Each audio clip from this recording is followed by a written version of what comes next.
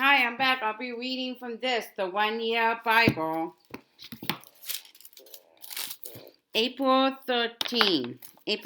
Joshua chapter 7, verse 16 to Joshua chapter 9, verse 2.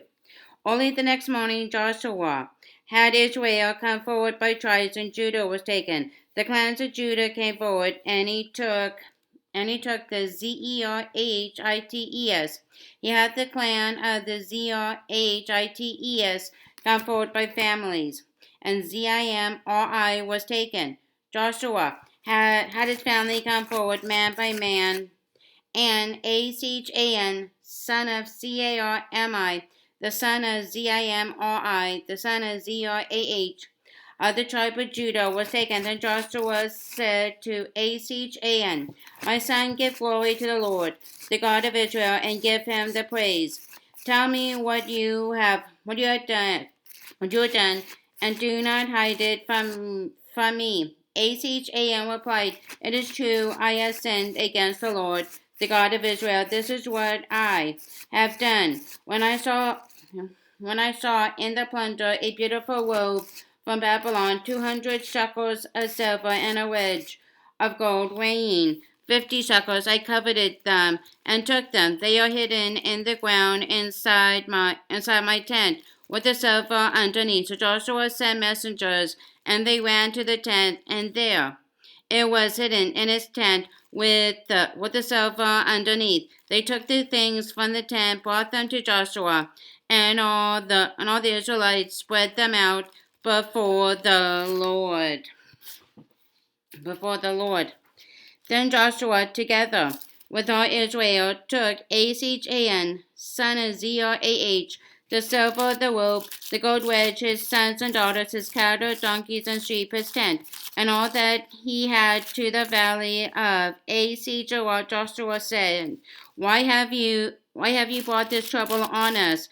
The Lord will bring trouble on you today. Then all Israel stoned him, and after they had stoned the rest, they burned them.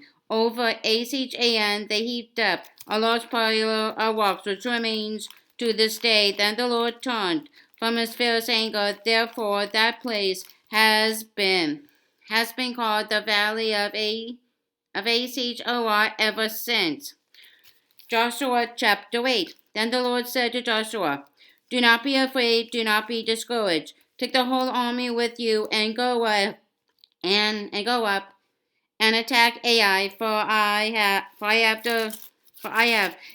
have delivered into your hands the kings of Ai, his people, his city, and his land. You shall do to Ai and his king as you did to Jericho and its king, except that you may carry off their plunder and livestock for yourselves. Set an ambush behind the city.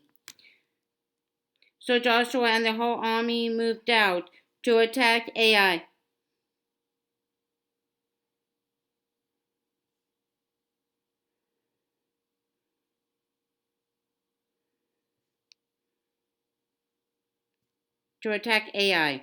He chose 30,000 of his best fighting men and sent them out at night with these orders. Listen carefully. You are to set an ambush behind the city. Don't go very far from it. All of you, be on the alert. I and all those with me will advance on the city, and when the men come out against us, as they did before, we will flee from them. They will pursue us until we have lured them away from the city, for they will say, they are running away from us as they did before. So when we flee from them, you are to rise up from ambush and take the city. The Lord your God will give it into your hand. When you have taken the city, set it on fire. Do what the Lord has commanded. See to it. You have my orders. Then Joshua sent them off, and they went to the place of ambush and lay in wait between Bethel and Ai, to the west of Ai. But Joshua spent that night with the people. Early the next morning Joshua mustered his men, And he and the leaders of Israel marched before them to Ai. The entire force that was with them marched up and approached the city and arrived in front of it. They set up camp north of Ai with the valley between them and the city. Joshua had taken about 5,000 men and set them in ambush between Bethel and Ai to the west of the city. They had the soldiers take up their positions, all those in the camp to the north of the city, and the ambush to the west of it. That night Joshua went into the valley. When the king of Ai saw this, he and all the men of the city hurried out early in the morning to meet Israel in battle at a certain place overlooking the Arabah. But he did not know that an ambush had been set against him behind the city. Joshua and all Israel let themselves be driven back before them, and they fled toward the desert. All the men of Ai were called to pursue them, and they pursued Joshua and were lured away from the city. Not a man remained in Ai or Bethel who did not go after Israel. They left the city open and went in pursuit of Israel. Then the Lord said to Joshua, "Hold out toward Ai the javelin that is in your hand, for into your hand I will deliver the city." So Joshua held out his javelin toward Ai. As soon as he did this, the men of the ambush rose quickly from their position and rushed forward. They entered the city and captured it, and quickly set it on fire. The men of Ai looked back and saw the smoke of the city rising against the sky, but they had no chance to escape in any direction, for the Israelites who had been fleeing toward the desert had turned back against their pursuers. For when Joshua and all Israel saw that the ambush had taken the city and that smoke was going up from the city, they turned around and attacked the men of Ai. The men of the ambush also came out of the city against them, so that they were caught in the middle with the Israelites on both sides. Israel cut them down, leaving them neither survivors nor fugitives. But they took the king of Ai alive and brought him to Joshua. When Israel had finished killing all the men of Ai in the fields and in the desert where they had chased them, and when every one of them had been put to the sword, all the Israelites returned to Ai and killed those who were in it. 12,000 men and women fell that day, all the people of Ai. For Joshua did not draw back the hand that held out his javelin until he had destroyed all who lived in Ai. But Israel did carry off for themselves the livestock and plunder of the city, as the Lord had instructed them. So Joshua burned Ai and made it a permanent heap of ruins, a desolate place to this day. He hung the king of Ai on a tree and left him there until evening. At sunset, Joshua ordered them to take his body from the tree and throw it down at the entrance of the city gate. And they raised a large pile of rocks over it, which remains to this day. Then Joshua built on Mount Ebal an altar to the Lord, the God of Israel, as Moses, the servant of the Lord, had commanded the Israelites. He built it according to what is written in the book of the law of Moses, an altar of uncut stones on which no iron tool had been used. On it they offered to the Lord burnt offerings and sacrificed fellowship offerings. There, in the presence of the Israelites, Joshua copied on stones the law of Moses, which he had written. All Israel, aliens and citizens alike, with the elders, officers and judges, were standing on both sides on both sides of the ark of the covenant of the Lord, facing those who carried it, the priests, who were Levites. Half of the people stood in front, Mount Gerizim, and half of them in front, Mount Ebal, as Moses, the servant of the Lord, had formerly commanded when he gave instructions to bless the people of Israel. Afterward Joshua read all the words of the law, the blessings and the curses, just as it is written in the book of the law. There was not a word of all that Moses had commanded that Joshua did not read to the whole assembly of Israel, including the women and children, and the aliens who lived among them.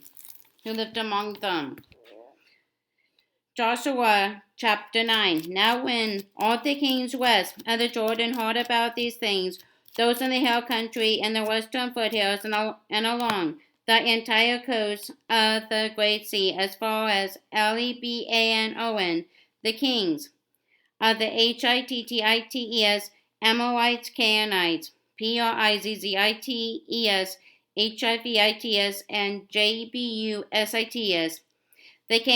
They came together to make war against Joshua and Israel.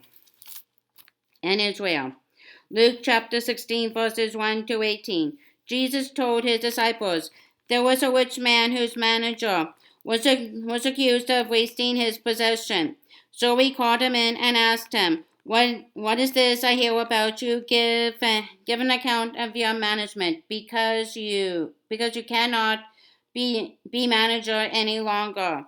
The manager said to himself, what shall I do now? My master is taking away my job. I'm not strong enough to dig, and I am ashamed to beg. I know what I will do, so that when I lose my job here, people will welcome me into their houses. So we called in each one of his master's debtors. He asked the first, how much do you owe my master? 800 gallons of olive oil, he replied. The manager told him, take your bill, sit down quickly, and make it 400. Then he asked the second, and how much do you owe? 1,000 bushels of wheat, he replied. He told him, take your bill and make it 800. The master commended the dishonest manager because he had acted shrewdly. For the people of this world are more shrewd in dealing with their own kind than all the people of the light. I tell you, use worldly wealth to gain friends for yourselves, so that when it is gone, you will be welcomed into eternal dwellings. Whoever can be trusted with very little can also be trusted with much, and whoever is dishonest with very little will also be dishonest with much. So if you have not been trustworthy in handling worldly wealth, who will trust you with true riches? And if you have not been trustworthy with someone else's property, who will give you property of your own?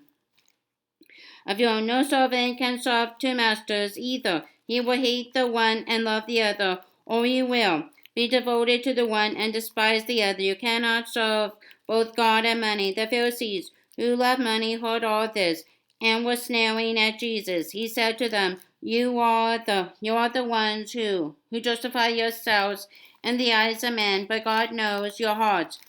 What is highly valued among men is detestable in God's sight. The law and the prophets were proclaimed until John. Since that time, the good news of the kingdom of God is being preached, and everyone is foreseeing his way into it. It is easier for heaven and earth to disappear than for the least stroke of a pen to drop out of the law. Anyone who divorces his wife and marries another woman commits adultery, and the man who marries a divorced woman commits adultery. Psalm chapter 82, verses 1 to 8. A psalm of Asaph. God presides in the great assembly. He gives judgment among the gods. How long will you defend the unjust and show partiality to the wicked? Selah. Defend the cause of the weak and fatherless. Maintain the rights of the poor and oppressed. Rescue the weak and needy. Deliver them from the hand of the wicked. They know nothing. They understand nothing. They walk about in darkness. All the foundations of the earth are shaken. I said, you are gods. You are all sons of the Most High. But you will die. Like mere men, you will fall. Like every other ruler, rise up, O God. Judge the earth. For all the nations are your inheritance. Proverbs chapter 13, verses 2 to 3. From the fruit of his lips a man enjoys good things, but the unfaithful have a craving for violence. He who guards his lips guards his life, but he who speaks rashly will come to ruin.